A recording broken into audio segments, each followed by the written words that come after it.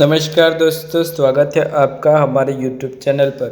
दोस्तों, आज हम इस वीडियो में जानने वाले हैं कुबेर के खजाने के समान होता है इस दिशा में रखे मोरपंख, कंगाली से नहीं रहता कोई नाता। हिंदू धर्म में भगवान की प्रिय चीज़ों में विशेष महत्व बताया गया है। वास्तु के अनुसार इन चीज़ों को घर में रखना बेहद शुभ माना जाता है।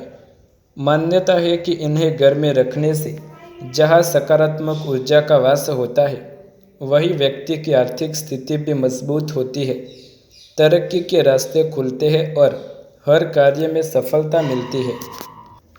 ऐसे आज हम आपको बताएंगे श्री कृष्ण की प्रिय चीज़ मोरपंख के बारे में। वास्तु के अनुसार जाने घर में मोरपंख रखने के कुछ नियम। वास्तुशास्त्र में मोरपंख का विशेष महत्व बताया गया है।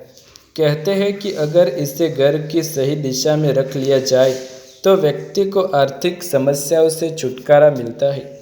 मान्यता है कि मोर को घर में रखने से नकारात्मक ऊर्जा का नाश होता है। आइए जानते हैं मोरपंख को रखने की सही दिशा और इसको फायदे के बारे में। इस दिशा में रखना शुभ फलदायी होगा। मोरपंख भगवान श्री कृष्ण के साथ साथ कई देवताओं को बेहद प्रिय है। ऐसा माना जाता है कि घर में मोरपंख स्थापित करने से देवी देवताओं और नवग्रहों का भी वास होता है। इससे घर में नकारात्मक ऊर्जा प्रवेश नहीं करती और सकारात्मक ऊर्जा का वास होता है। मोरपंख को घर में लगाने से घर में आने वाली सभी परेशानियां टल जाती है। ऐसा कहा जाता है कि मोरपंख को घर में रखने का अर्थ है भगवान को घर में रखना। घर में मोरपंख स्थापित करने से सुख शांति बनी रहती है। वास्तु जानकारों का मानना है कि मोरपंख को घर की दक्षिण पूर्व दिशा में स्थापित करना चाहिए। ऐसा करने से घर का वातावरण भी अच्छा रहता है। आर्थिक तंगी होती है दूर। लाख कोशिश के बाद भी घर में बरकत नहीं होती या फिर पैसा नहीं टिकता, तो मोरपंख के इन नियमों का पालन करना बेहद ज़रूरी है। मान्यता है कि इससे पूजा स्थल पर रखने से शुभ फल की प्राप्ति होती है और घर में खुशहाली का माहौल बना रहता है। मोरपंख की जितनी महानता भारत के लोगों के लिए है, शायद ही किसी अन्य देश के लोगों के लिए होगी। हमारे यहाँ माना जाता है मोर नकारात्मक ऊर्जा को दूर करने में सबसे प्रभावशाली है।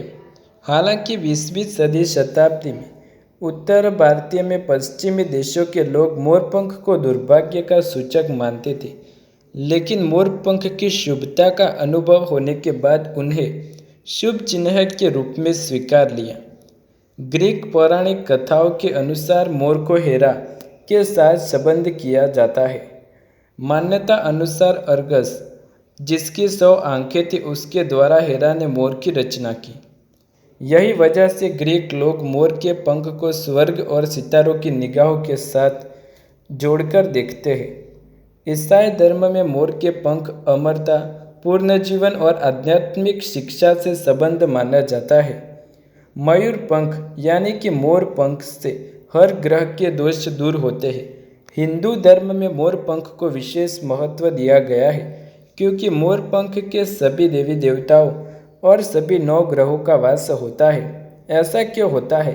हमारे धर्म ग्रंथ में इससे संबंधित कथा भगवान शिव ने माता पार्वती को पक्षी शास्त्र में वर्णित मोर के महत्व के बारे में बताया। प्राचीन काल में संध्या नामक एक सुंदर असुर हुआ था। वह बहुत शक्तिशाली और तपस्वी असुर था। गुरु शुक्राचार्य के कारण संध्या देवताओं का शत्रु बन गया। संध्या असुर ने कठोर तप कर शिवजी और ब्रह्मा को प्रसन्न कर लिया था।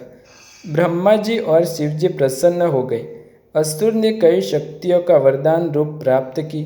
शक्तियों के कारण संध्या बहुत शक्तिशाली हो गया। शक्तिशाली संध्या भगवान विष्णु के भक्तों को सताने लगा।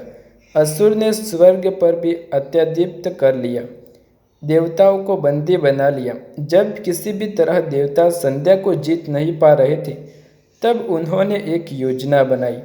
योजना के अनुसार सभी देवताओं और सभी 9 ग्रहों एक मोर के पंख में विराजित हो गए। अब वह मोर बहुत शक्तिशाली हो गया था। मोर ने विशाल रूप धारण किया और संध्या असुर का वध कर दिया। तभी से मोर को ही पूजनीय और पवित्र माना जाने लगा।